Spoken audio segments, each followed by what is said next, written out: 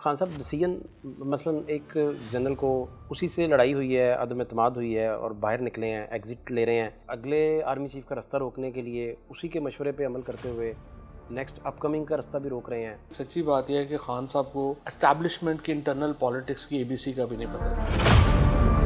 दूसरी एक्सटेंशन में इमरान खान ने उनको ताहयात ऑफ़र कर दी कि आप एक्सटेंड हो जाएं।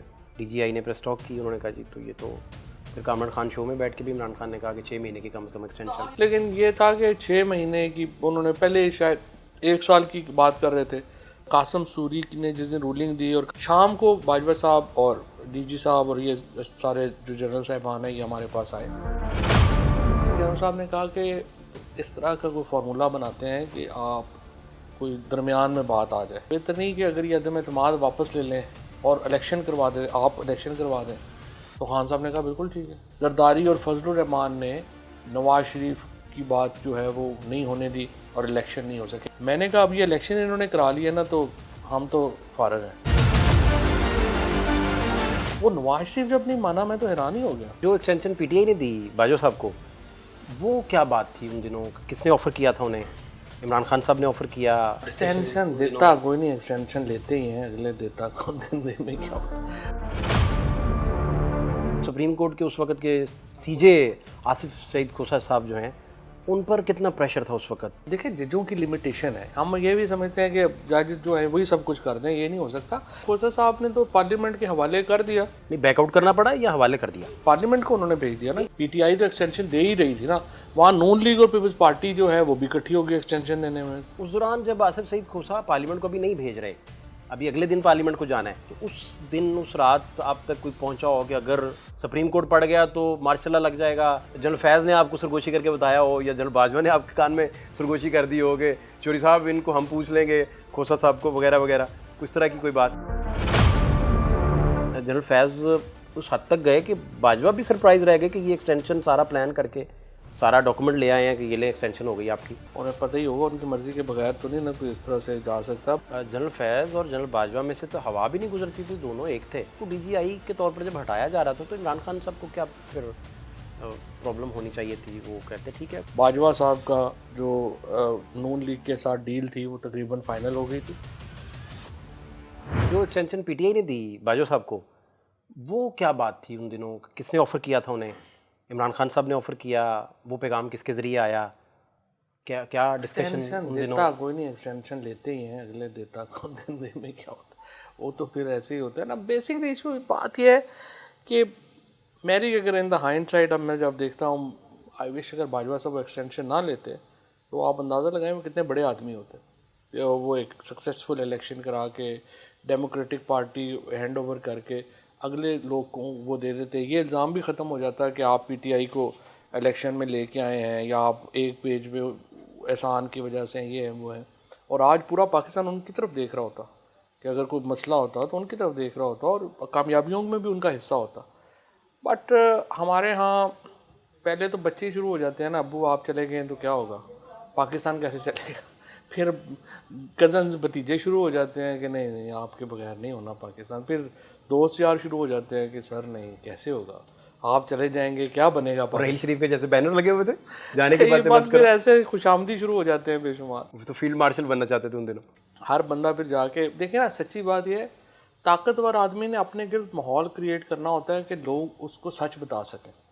अगर एक ताकतवर आदमी ये माहौल क्रिएट कर दे, आपका बॉस ये माहौल क्रिएट कर दे कि उसको सच पता ही नहीं लगना चाहिए और हर वक्त एक खुशामदी सा माहौल रहना चाहिए, तो वैसा होगा ऑफिस का माहौल। तो ये तो जो लोग हैं उनको सोचना चाहिए कि अपने इर्द गिर्द का माहौल उन्होंने कैसा रखना है, लोग उनको आसानी से सच बता सकें, बात कर सकें, या वो सच बताने में रिलक्टेंट फील हो। ये तो बंदों ने खुद अपना माहौल रखना होता है। ये मैटर सुप्रीम कोर्ट में कैसे चला गया था और उसने क्यों छेड़ दिया?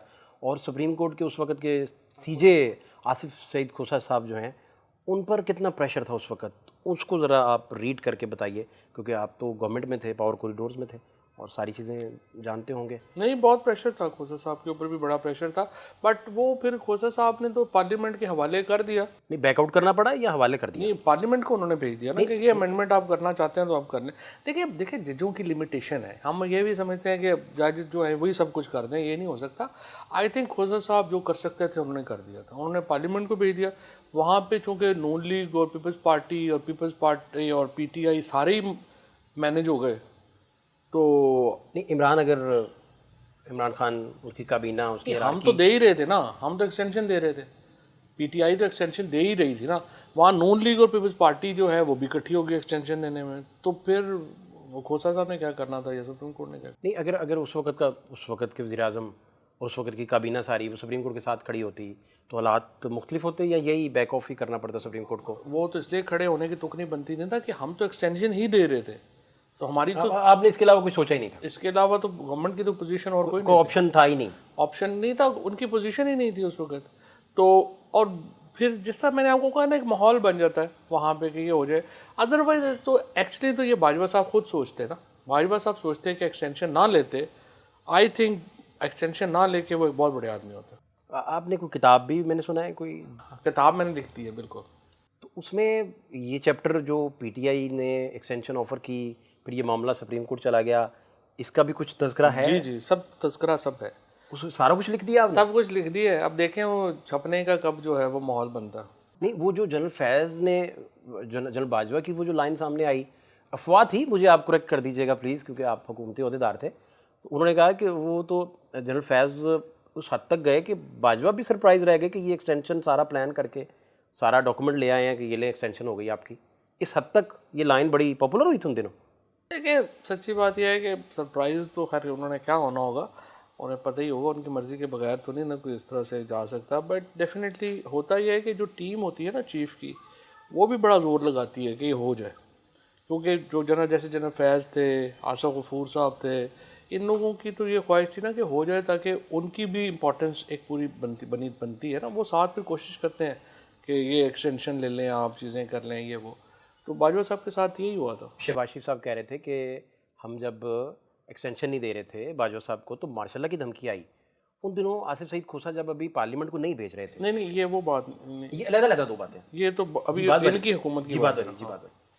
तो उस दौरान जब आसिफ सईद खोसा पार्लियामेंट को अभी नहीं भेज रहे, अभी अगले दिन पार्लियामेंट को जाना है, तो उस दिन, उस रात आप तक कोई पहुंचा हो कि अगर सुप्रीम कोर्ट पड़ गया तो मार्शल लग जाएगा, जनरल फैज़ ने आपको सरगोशी करके बताया हो, या जनरल बाजवा ने आपके कान में सरगोशी कर दी हो कि चौधरी साहब इनको हम पूछ लेंगे, खोसा साहब को, वगैरह वगैरह, कुछ तरह की कोई बात? नहीं, ऐसी कोई बात नहीं थी। इसलिए मुझे लगता है कि उनको पता था कि नून लीग और पीपल्स पार्टी की क्या औकात है, इनको जो कहेंगे वो करेंगे। तो उन्होंने कहा पार्लियामेंट को भेज दें, बस फिर पार्लियामेंट से हम करवा दें। असल में ये आप कह रहे हैं कि उनके नून लीग पीपल्स पार्टी बेचारों की क्या औकात है, इनके खड़े होने जोगे थोड़ी हैं। तो ये चैप्टर भी आपने किताब में लिख छोड़ा है? देखते हैं ना अभी क्या क्या आता है। अच्छा, और भी चैप्टर्स हैं ये? जी जी, बिल्कुल। कितने चैप्टर्स होंगे अंदाजन उसके?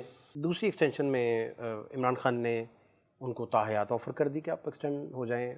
DGI ने प्रेस टॉक की, उन्होंने कहा जी, तो ये तो फिर कामरान खान शो में बैठ के भी इमरान खान ने कहा कि 6 महीने की कम से कम एक्सटेंड। ताहयात तो नहीं, लेकिन ये था कि 6 महीने की, उन्होंने पहले शायद 1 साल की बात कर रहे थे।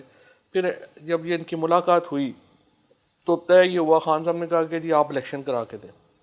बाजवा साहब ने तो कहा था हमें, पहले उन्होंने आके कहा था हम इलेक्शन करवाते हैं। जब अदम एतमाद की मूव जो है वो अपना चल रही थी, हमने सुप्रीम कोर्ट से जब वो हो गया, जब हमने रूलिंग दी जिस दिन, कासम सूरी ने जिस दिन रूलिंग दी और कहा कि ये आउट है, शाम को बाजवा साहब और DG साहब और ये सारे जो जनरल साहबान हैं ये हमारे पास आए और हम सारे बैठे हुए थे। खान साहब थे, मैं था, हमाद था, असद साहब थे, शाह महमूद कुरैशी साहब थे, और भी उसमें लोग थे, और भी लोग थे। आई एम श्योर हम आज़म खान वगैरह तो थे ही थे। मेरा ख्याल है हम 15 लोग थे खान साहब के साथ बैठे थे हम उधर प्राइम मिनिस्टर ऑफिस में। तो उसमें आके जनरल साहब ने कहा कि इस तरह का कोई फार्मूला बनाते हैं कि आप कोई दरमियान में बात आ जाए। तो इस तरह बेहतर नहीं कि अगर ये अदम एतमाद वापस ले लें और इलेक्शन करवा दें, आप इलेक्शन करवा दें। तो खान साहब ने कहा बिल्कुल ठीक है, आप इनसे कह दें, कोई प्रॉब्लम नहीं है, हम इलेक्शन जो है वो करवा देते हैं, नो कॉन्फिडेंस जो है ये वापस ले लें। तो बाजवा साहब ने कहा मैं बिल्कुल करवा देता हूँ। मुझे नहीं पता कि वहाँ कहा जाता है कि जी नवाज शरीफ चाहता था, जरदारी साहब नहीं चाहते थे। जरदारी और फजलुर रहमान ने नवाज शरीफ की बात जो है वो नहीं होने दी और इलेक्शन नहीं हो सके। हालांकि मैं पर्सनली मैं समझ रहा था कि ये तो बड़ा नवाज शरीफ को एडवांटेज मिल गया, क्योंकि इस्टेब्लिशमेंट भी उनके साथ है। हम लोग इनकम्बेंसी फैक्टर था उस वक्त, इतने पॉपुलर भी नहीं रहे थे। मैंने कहा अब ये इलेक्शन इन्होंने करा लिया ना, तो हम तो फारग हैं। बट मैंने कहा हम अपनी सीटें जीत जाएंगे, तो चलो अपोजिशन के लिए तैयारी करते हैं, कोई नहीं 2 साल।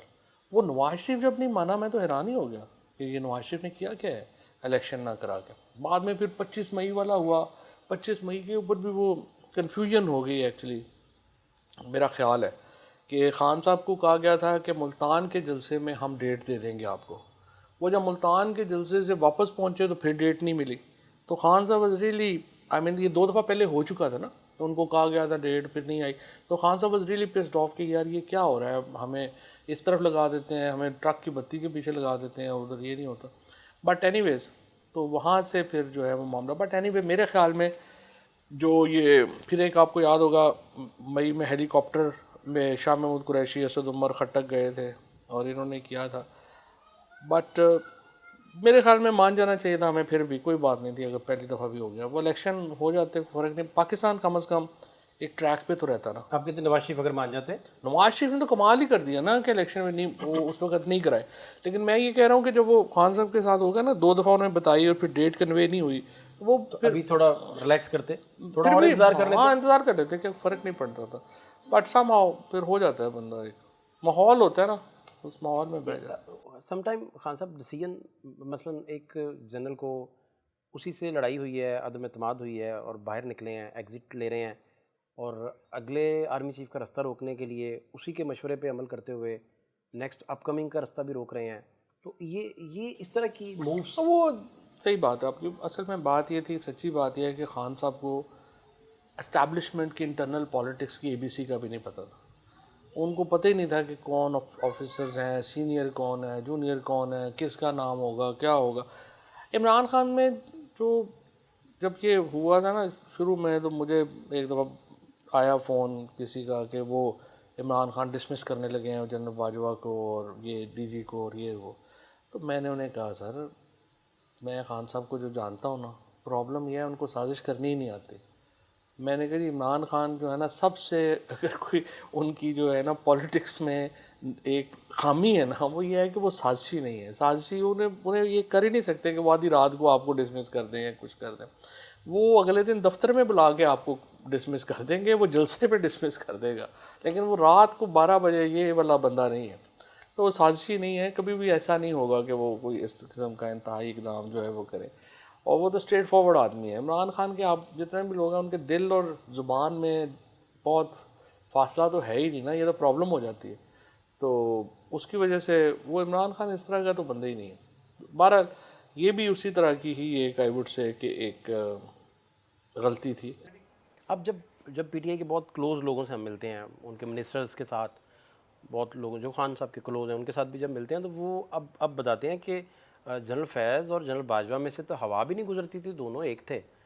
तो मैं फिर ये सोचता हूँ कि अगर दोनों एक थे तो उनको DGI के तौर पर जब हटाया जा रहा था, तो इमरान खान साहब को क्या फिर प्रॉब्लम होनी चाहिए थी? वो कहते ठीक है कोई भी, अब आपने उस पर क्यों ज़िद कर रहे थे और नोटिफिकेशन को ले दे के जब फैज़ के। बस वो एक्चुअली खान साहब का तो उस वक्त एक्चुअली था कि अफ़गानिस्तान के अंदर जो है वो चीज़ें चल रही हैं और क्या होगा क्या नहीं होगा। और थोड़ा दूसरा ज़ाहिर है कि इमरान खान ने बाद में इंटरव्यू भी दिया, उन्होंने बात भी की, उन्होंने कहा कि वो बाजवा साहब का जो नून लीग के साथ डील थी वो तकरीबन फ़ाइनल हो गई थी और वो इसलिए नहीं चाहते थे कि कोई चेंज जो है वो हो। हालांकि बाजवा साहब से फैज़ साहब ने कहाँ बाहर होना था, वही एक चीज़ जो है वो हो रही होगी वैसी हो रही होगी। बट ऐसे ही खान साहब का, चूँकि मैं जिस आपसे कह रहा हूँ कि सिस्टम को उस तरह से नहीं ना खान साहब समझते थे इंटरनल, उसकी वजह से